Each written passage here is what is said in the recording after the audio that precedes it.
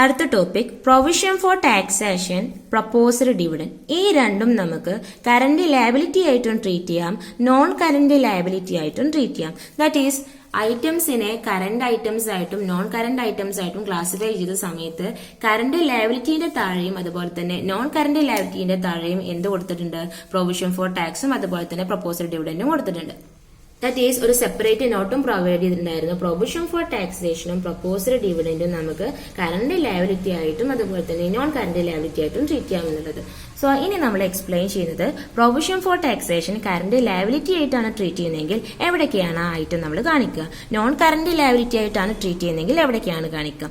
First one, provision for taxation current liability ആയിട്ടാണ് നമ്മൾ treat ചെയ്യുന്നതെങ്കിൽ it should be taken in the schedule of changes in working capital. Current liability നമ്മൾ എവിടെ എടുക്കുക? Schedule of changes in working capital prepare ചെയ്യുന്ന സമയത്ത്. So schedule of changes in working capital prepare ചെയ്യുമ്പോൾ current liabilities എന്ന് പറഞ്ഞിട്ട് മറ്റുള്ള current liabilities എഴുതുന്ന കൂട്ടത്തിൽ പ്രൊവിഷൻ ഫോർ ടാക്സേഷനും കൂടി എഴുതണം.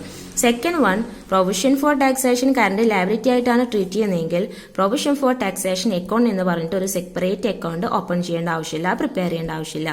ഇനി ടാക്സ് പേ ചെയ്യുമ്പോൾ എന്താ ജനറൽ എൻട്രി വരിക? Provision for taxation account up to cash account. So provision for tax എന്നുള്ള കറന്റ് ലയബിലിറ്റി എന്ത് ചെയ്യുന്നു? ഡിക്രീസ് ചെയ്യുന്നു. ക്യാഷ് എന്നുള്ള കറന്റ് അസറ്റ് എന്ത് ചെയ്യുന്നു? ഡിക്രീസ് ചെയ്യുന്നു. സോ കറന്റ് ലയബിലിറ്റിയും കറന്റ് അസറ്റും സെയിം എമൗണ്ട് വെച്ച് ഡിക്രീസ് ചെയ്യുകയാണെങ്കിൽ വർക്കിംഗ് ക്യാപിറ്റലിൽ മാറ്റം വരുമോ? ഫ്ലോ ഓഫ് ഫണ്ട് ഉണ്ടാവോ? It will not affect flow of fund. So അതുകൊണ്ട് തന്നെ ഫണ്ട് ഫ്ലോ സ്റ്റേറ്റ്മെന്റിനകത്ത് അപ്ലിക്കേഷൻ ഓഫ് ഫണ്ട് എന്ന് പറഞ്ഞിട്ട് എന്ത് കാണിക്കേണ്ട ആവശ്യമില്ല. പ്രൊവിഷൻ ഫോർ ടാക്സ് അല്ലെങ്കിൽ ആ വർഷം പേ ചെയ്തിട്ടുള്ള ടാക്സിന്റെ എമൗണ്ട് കാണിക്കേണ്ട ആവശ്യമില്ല. സോ സിംപ്ലി ഇത്രയേ ഉള്ളൂ.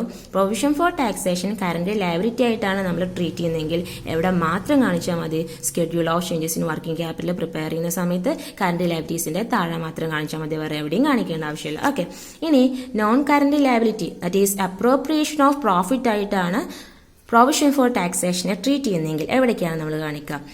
എവിടെ എടുക്കേണ്ട ആവശ്യമില്ല? വർക്കിംഗ് ക്യാപിറ്റൽ എടുക്കേണ്ട ആവശ്യം, schedule of changes in working capital prepare ചെയ്യുന്ന സമയത്ത് എടുക്കേണ്ട ആവശ്യമില്ല. കാരണം schedule of changes in working capital prepare ചെയ്യുമ്പോൾ എന്ത് മാത്രമേ എടുക്കുള്ളൂ? കറന്റ് അസറ്റും കറന്റ് ലയബിലിറ്റി മാത്രമേ എടുക്കുള്ളൂ. ഇത് നോൺ കറന്റ് ലയബിലിറ്റി ആയിട്ടാണ് ട്രീറ്റ് ചെയ്യുന്നതെങ്കിൽ schedule of changes in working capital prepare ചെയ്യുന്ന സമയത്ത് അത് എടുക്കേണ്ട ആവശ്യമില്ല, കാരണം ഇത് നോൺ കറന്റ് ലയബിലിറ്റി അല്ലേ.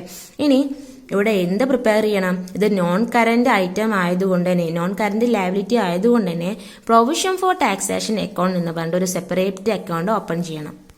ആ അക്കൗണ്ട് എന്തിനാ ഓപ്പൺ ചെയ്യണമെന്ന് വെച്ച് കഴിഞ്ഞാൽ നമുക്ക് ക്വസ്റ്റ്യനിൽ തന്നിട്ടുള്ള ഓപ്പണിംഗ് ബാലൻസും ക്ലോസിംഗ് ബാലൻസും നോക്കിയിട്ട് അതിന്റെ ഡിഫറൻസ് വെച്ചിട്ട് ആ ഒരു വർഷം എത്രയാണ് ടാക്സ് പേ ചെയ്തിട്ടുള്ളത് എന്ന് കാൽക്കുലേറ്റ് ചെയ്യാൻ പറ്റും. അല്ല അതിന് അഡീഷണൽ ഇൻഫർമേഷനോ വല്ലതും തന്നിട്ടുണ്ടെങ്കിൽ അത് വെച്ചിട്ട് നമുക്ക് എന്ത് കാൽക്കുലേറ്റ് ചെയ്യാൻ പറ്റും? ആ ഒരു വർഷം എത്രയാണ് ടാക്സ് പേ ചെയ്തത് എന്നുള്ളത് കാൽക്കുലേറ്റ് ചെയ്യാൻ പറ്റും. അല്ലെങ്കിൽ ആ ഒരു വർഷം എത്ര പ്രൊവിഷൻ ഫോർ ടാക്സ് ക്രിയേറ്റ് ചെയ്തിട്ടുണ്ട് എന്നുള്ളത് കാൽക്കുലേറ്റ് ചെയ്യാൻ പറ്റും.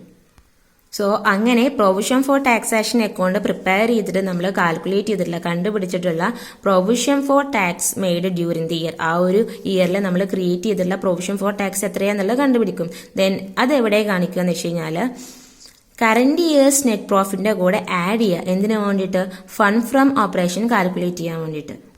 ദാറ്റ് ഈസ് ഇവിടെ അത് അപ്രോപ്രിയേഷൻ ഓഫ് പ്രോഫിറ്റ് ആയിട്ടാണ് ട്രീറ്റ് ചെയ്യുക എന്ന് പറഞ്ഞത്. അതായത് നോൺ ഓപ്പറേറ്റിംഗ് എക്സ്പെൻസ് ആയിട്ടാണ് ട്രീറ്റ് ചെയ്യുന്നത്. നമുക്കറിയാം ഫണ്ട് ഫ്രം ഓപ്പറേഷൻ കാൽക്കുലേറ്റ് ചെയ്യുന്ന സമയത്ത് നോൺ ഓപ്പറേറ്റിംഗ് എക്സ്പെൻസ് ഒക്കെ നമ്മൾ എന്താ ചെയ്യുക?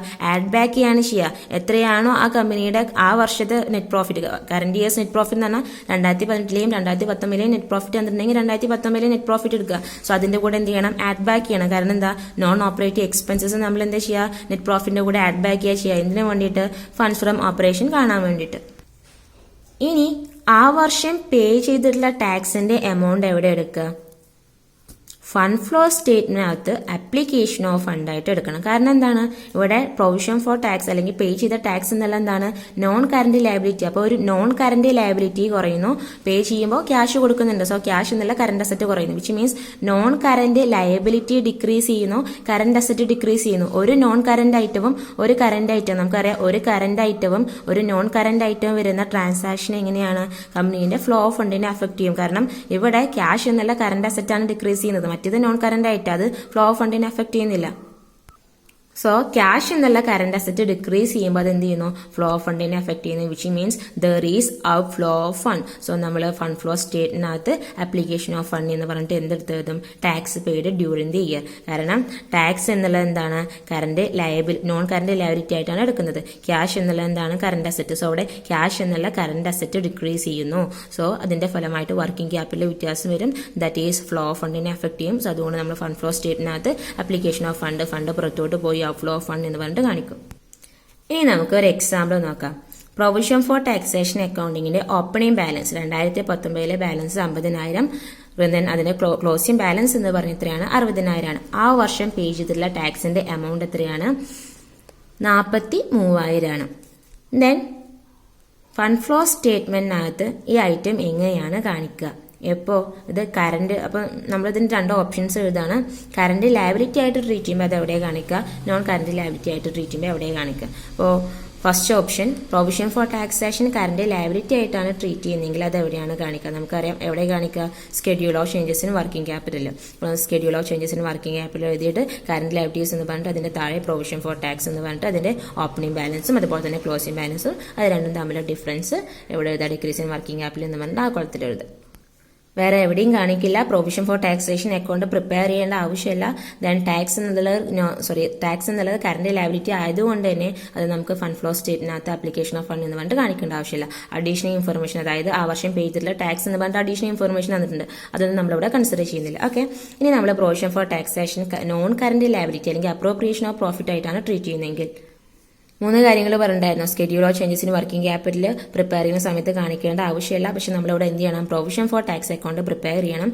അതിൽ നിന്ന് കാൽക്കുലേറ്റ് ചെയ്യുന്ന provision for tax made during the year എവിടെ കാണിക്കണം, profit and loss account net പ്രോഫിറ്റിന്റെ കൂടെ ആഡ് ബാക്ക് ചെയ്യണം ഫണ്ട് ഫ്രം ഓപ്പറേഷൻ കാൽക്കുലേറ്റ് ചെയ്യാൻ.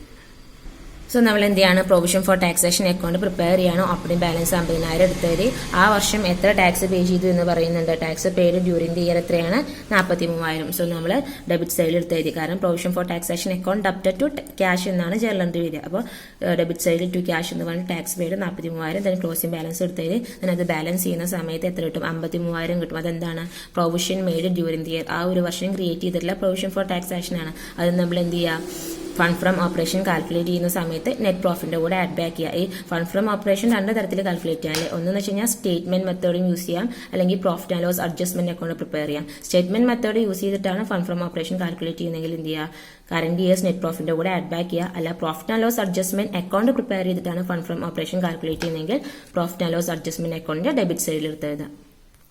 ദെൻ പിന്നെ എന്താ പറഞ്ഞത്, ആ വർഷം പേ ചെയ്തിട്ടുള്ള ടാക്സിന്റെ എമൗണ്ട് എത്രയാണോ അത് നമ്മൾ എവിടെ കാണിക്കണം, ഫണ്ട് ഫ്ലോ സ്റ്റേറ്റ്മെന്റിന് താഴെ ആപ്ലിക്കേഷൻ ഓഫ് ഫണ്ട് എന്ന് പറഞ്ഞിട്ട് ടാക്സ് പെയ്ഡ് എന്ന് പറഞ്ഞിട്ട് എത്ര കാണിക്കണം, ആ വർഷം പേ ചെയ്തിട്ടുള്ള ടാക്സിന്റെ എമൗണ്ട് കാണിക്കണം. കാരണം എന്താ, അത് ഫ്ലോ ഓഫ് ഫണ്ടിനെ അഫക്ട് ചെയ്യുന്നുണ്ട്. കാരണം എന്താ, കറന്റ് അസറ്റ് എന്നുള്ള ക്യാഷ് കുറയാണ് ചെയ്യുന്നത്. സോ അത് വർക്കിംഗ് ക്യാപിറ്റലിനെ അഫക്ട് ചെയ്യുന്ന, ഫ്ലോ ഓഫ് ഫണ്ടിനെ അഫക്ട് ചെയ്യുന്ന ഒരു ഫാക്ടറാണ്. So tax